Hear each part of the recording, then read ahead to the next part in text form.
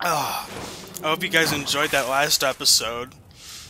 Hope it turns out okay anyway. But alright, now we've defeated Crying Wolf, finally. The boss fight itself really isn't hard, it's just very long if you choose to do the tank trick. Everybody just calls it the train trick.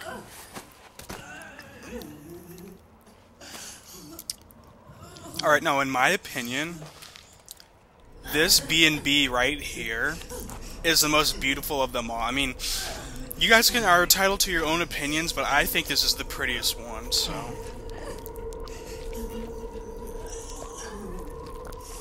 I mean, obviously not right now, but... you know what I mean.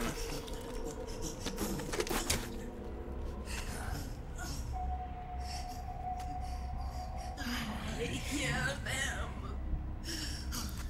I hear the cries. She also has, like, the most disturbing backstory, too.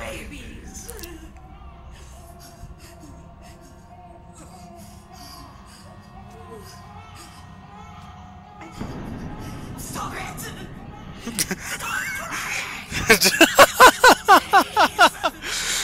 Why is that funny? It shouldn't be funny, but it is.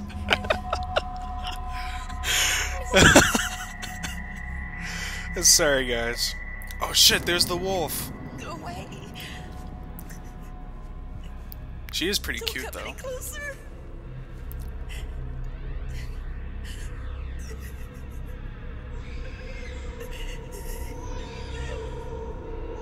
I'm sorry.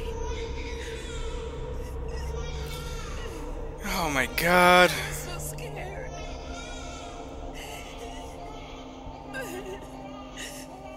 Forgive me.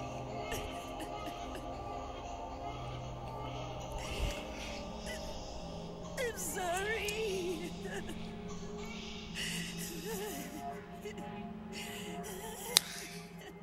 Snake, shoot that bitch. You know the drill. You can cry if you want. Cry if you need to. Why do we have to kill them again? We have to kill these bosses twice. It's so annoying. Can't they just die like this? Instead of having to waste precious ammo just to kill them again? No. I don't need tears anymore. I cried myself dry.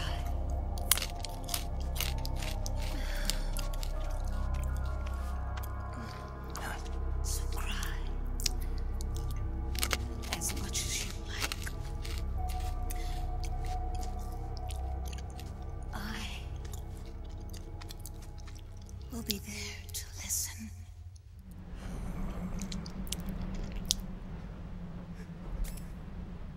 Okay. Now, basically what you want to do is just the same with any other B&B. Just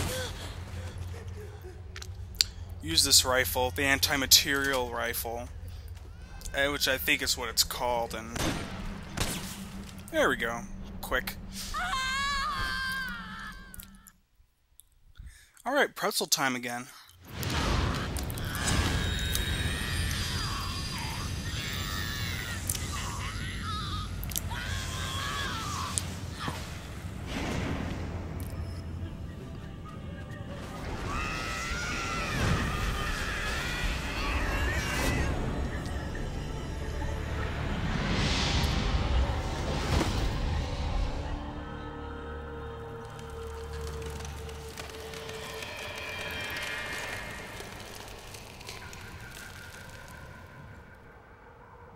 Aww.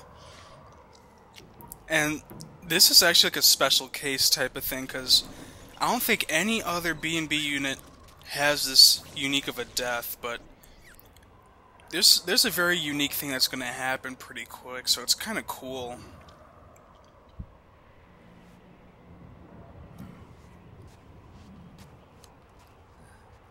Well, of course we pick up her railgun, which is the same gun the Fortune used in Metal Gear Solid 2. And it's the gun we're going to be using. It's a gun we've been using, actually, so... Snake's like, can we take it with us?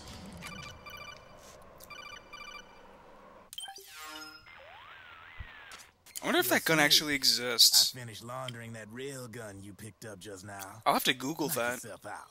It's on the house. Thanks. Time for another bedtime story, Snake. This one's about crying wolf. You don't need me to tell you there's whole nations in Africa tearing themselves apart in the name of ethnic cleansing. And other stuff, like religion, She too. was born into that environment. When she was a little girl, her village was attacked by rival armed factions. Her parents and siblings were slaughtered, and she was left a refugee. She took her last surviving relative, her baby brother, and ran as far as she could away from the war zone.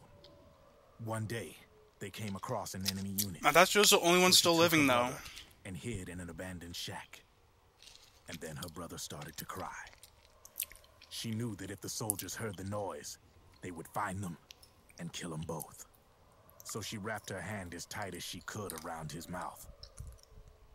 As the footsteps gradually went away, she came back to her senses. How do you know all of this information, Drabin, honestly?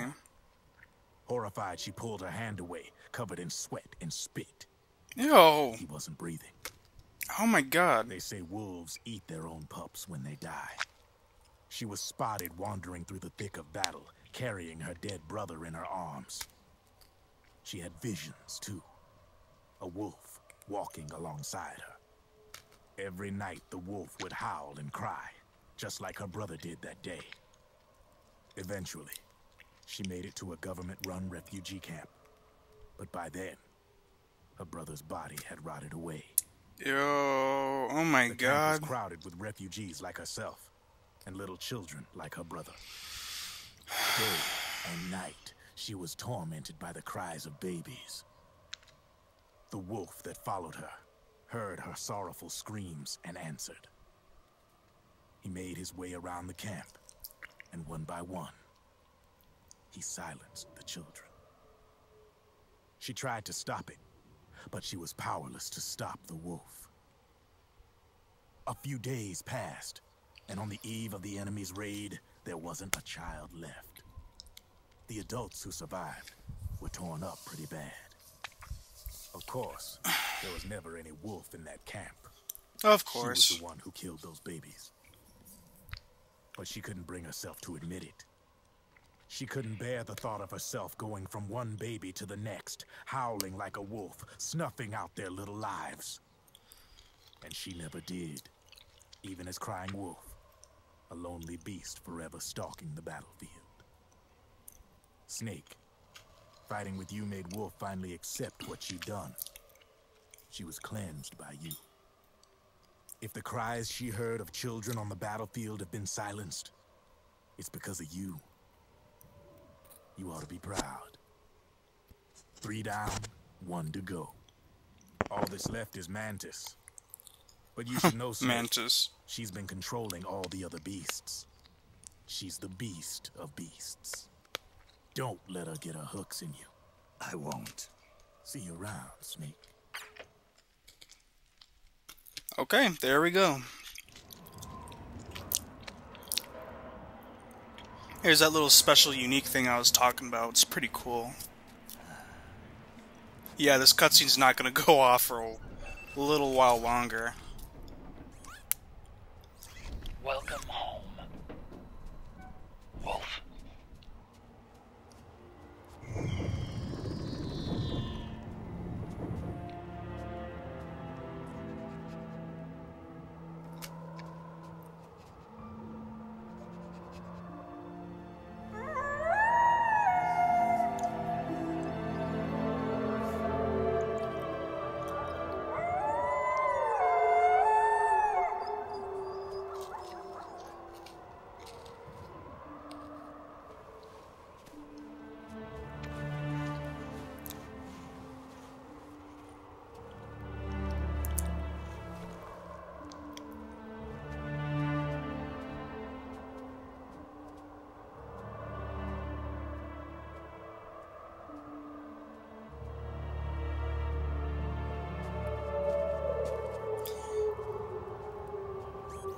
It's kind of sad. But yeah, it's like kind of like really cool because the rest of them were just like left there. And another cool part about this part is puppy, yay! And they love snakes, so yeah, that's what we accomplished, I guess. And before we go down this part, I'll just save and end the episode, and I'll see you next time, guys.